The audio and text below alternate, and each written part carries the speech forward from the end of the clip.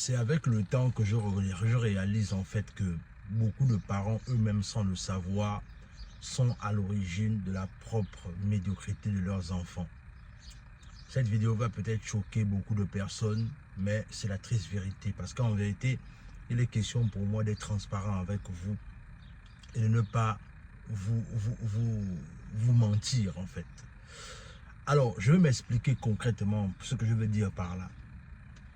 Vous savez, chez nous en Afrique, on est dans une phase là où quand un enfant gagne le bac, c'est-à-dire quand un enfant gagne le bac et que cet enfant-là a beaucoup de talent et qu'il est vraiment précoce, la plupart du temps, ce qu'on fait, c'est qu'en tout cas beaucoup de parents, ce qu'ils font, c'est que ils veulent que leur enfant bénéficie de la bourse. Parce que en vérité, c'est le moyen le plus facile pour faire en sorte que peut-être ils soient un peu soulagés par rapport au fait que si l'enfant à la bourse, ça va peut-être soulager certaines dépenses.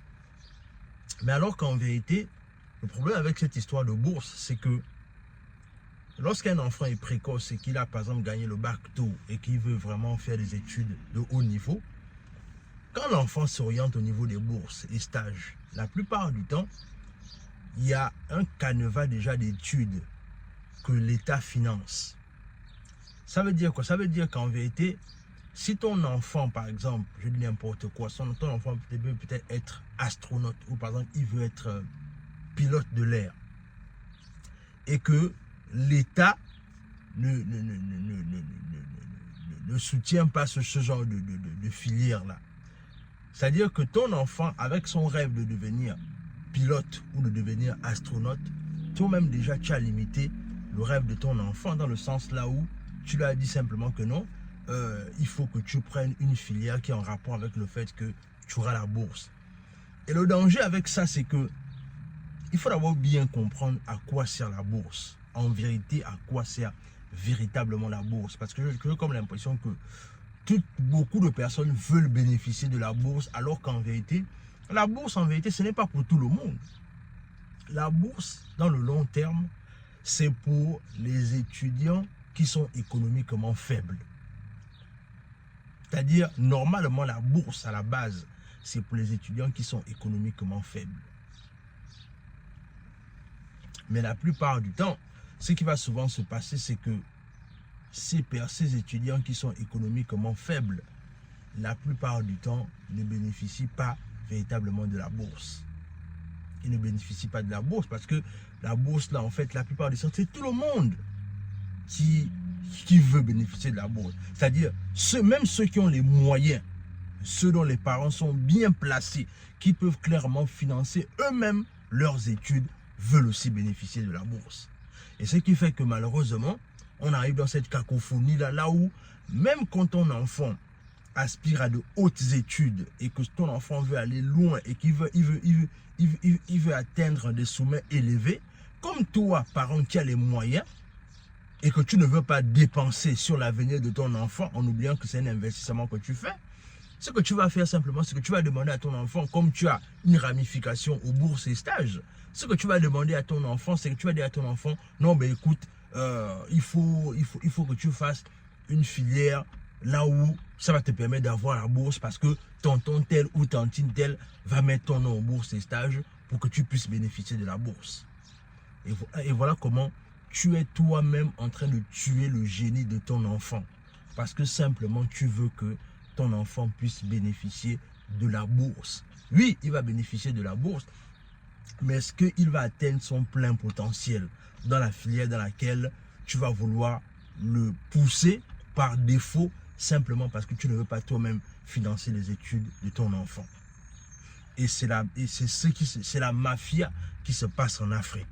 C'est-à-dire que dans nos pays africains, comme je vous disais, tout le monde veut bénéficier de la bourse. Personne ne veut financer les études de leurs enfants à poche propre, même les personnes qui ont les moyens. Et ça devient une mafia qui ne dit pas son nom. Et c'est comme ça en fait qu'on tue les talents.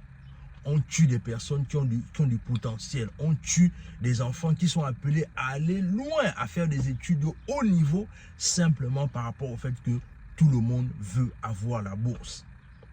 Et je pense clairement que ce sont des pratiques qui doivent arrêter en fait. On doit arrêter ces pratiques-là. Parce qu'on ne sait pas une chose, c'est que quand on limite le potentiel de cet enfant-là, on ne sait pas qu'il aurait pu être un génie demain. On ne sait pas qu'il aurait pu changer l'avenir d'une nation. On ne sait pas qu'il aurait pu changer l'avenir d'un pays simplement parce que les parents véreux veulent simplement avoir la bourse pour leurs enfants, même quand ils ont les moyens. Donc c'est vraiment une situation que je trouve alarmante parce que je trouve clairement que ce sont des choses qui doivent changer. Donc il faut vraiment que les parents doivent comprendre une chose, c'est que si tu as les moyens, apprends à financer toi-même les études de ton enfant pour ne pas limiter son potentiel. La bourse, c'est une aide, c'est vrai, ça permet de soulager. Mais en même temps aussi, la bourse a certaines conditions, du moins dans nos pays africains. Ce sont des conditions-là qu'il ne faut pas nécessairement amener à ces enfants à pouvoir se contenir dans ça, en fait. Donc, c'est pour ça que je voulais vraiment partager avec vous. Donc, n'oubliez pas de vous abonner et surtout, n'oubliez pas de prendre vos tickets pour la conférence qui aura lieu le 21 juin 2021 du côté du Nebraska. On a notre conférence business qui aura lieu. N'oubliez pas simplement d'aller dans la barre de description. Vous prenez déjà vos tickets. N'oubliez pas, la salle commence à se remplir. N'attendez pas la dernière minute pour pouvoir réserver vos tickets. Parce que la plupart du temps, c'est souvent ça le problème qu'on a. C'est que les gens attendent parfois la dernière minute pour pouvoir prendre leur ticket. Alors qu'ils peuvent déjà prendre les tickets maintenant afin qu'on puisse davantage mieux peaufiner la chose.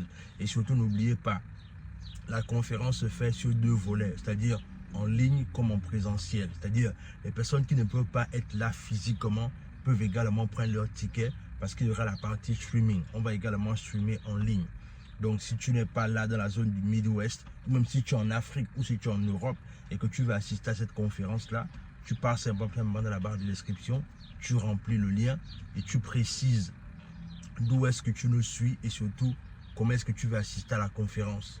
N'hésite pas, prends cette conférence-là parce que ça va te permettre de changer ton mindset.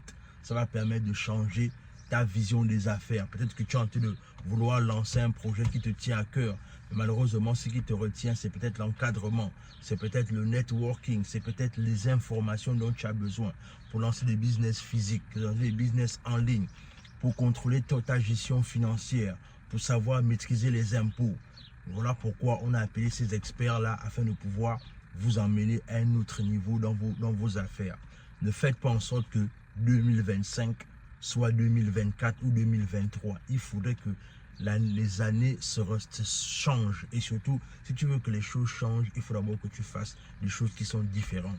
C'est la raison pour laquelle je t'invite simplement à prendre ta place et à nous rejoindre pour African Business Meetup.